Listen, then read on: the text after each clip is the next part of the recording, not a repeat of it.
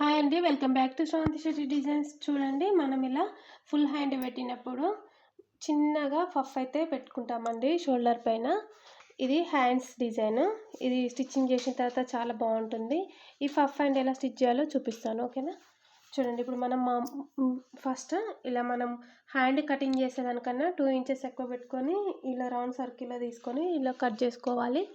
దీనికి మిడిల్లో ఒక మిడిల్ పాయింట్ పెట్టేసి ఇలా ఈ చిన్న పిన్ సహాయంతో ఇలా పెట్టుకొని ఒక 3 పిన్స్ 3 4 అలా పెట్టుకోవాలండి. పెట్టుకోవాలి. నేనైతే 3 పెట్టుకుంటున్నాను. అటువైపు మన సైడ్ చూసినట్లుగా ఉండాలి, మన సైడ్ అటువైపు చూసినట్లు ఉండాలి, ఓకేనా? అటు ఫోల్డింగ్ చేస్తున్నాను, చూసారా?